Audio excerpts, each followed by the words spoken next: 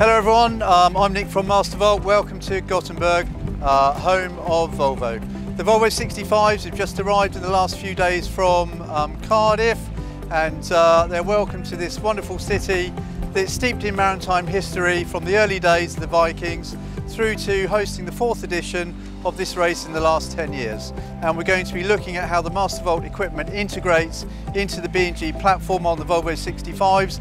And we're also going to be chatting to Johannes Carlson from Volvo Penta about how his engines on these boats drive our Mastervolt alternators that ultimately put power into the batteries and then power the systems on the boats. So before we do that, we've got a few jobs to do to get the boats ready for the next leg.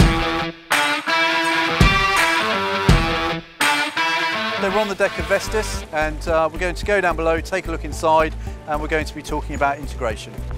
So we've got a load of Mastervolt equipment in here. We've got a DC500 and a shunt, the regulators that drive the alternators here, 2 alternators, 2 regulators, 2 batteries.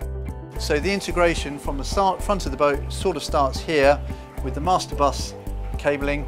It goes back through here, behind the bulkheads, into the nav station. We have a proprietary network which we call Masterbus. So it's a CAN bus network.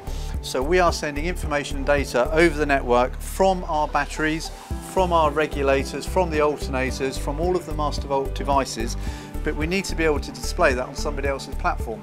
So the platform that we're using in the boat is a B&G platform. Actually, we're quite fortunate. We just come down here into the nav station in Vestas, and lo and behold, we've got Simon Fischer here, Sci-Fi as everyone calls him, who's a navigator on board this boat.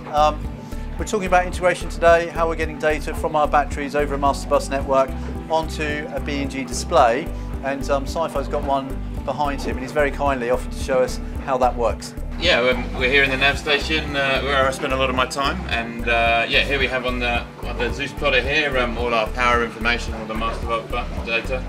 We've got all our current draw in the different areas of the boat, whether it's media or navigation, all the critical systems. We have our battery levels here, and also the power we get in from the alternators, all the alternative energy.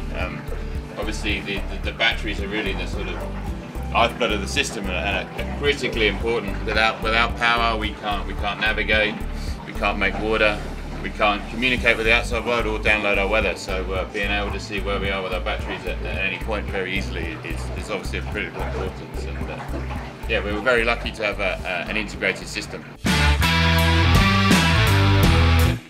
Fortunate to be here today with Johannes Carlson. Johannes works for Volvo and is very much attached to this race. So Johannes, thanks ever so much. Can you tell us a little bit just about who you are, what your role is within the race? Technical support for the team, for the whole race actually. Primarily the engines and the installation on board the yachts. Secondly for support boats and other stuff, but mainly this one. We have a D275, a normal yacht engine, connected to a bit abnormal stuff, I would say, maybe in a bit abnormal way. Different kind of application for us. Gearbox on the back rear end. In front we have a PTO, power takeoff, through flexible coupling, powering the hydraulic pump and the Mastervolt alternators. What about swinging the keel, Johannes, when these alternators are running? The electric clutch connects the hydraulic pump, and from that time a full swing of the keel is about 9 seconds for using the engine. Depending on, of course, the momentum and the resistance of the keel and the angle of the keel, it's more resistance. But it's also about between 25 to 50% load, depending on where the keel is at the moment. Thanks ever so much for your time, and we'll see you soon. Right, so that's it guys, it's goodbye from Gothenburg. These boats are going to be leaving any moment now. It's going to be an absolute drag race down to The Hague. I don't know who's going to win it, but it's going to be Brunel, the Dutch entry, Mapfre or Dongfeng. So stay tuned and we'll be back very soon.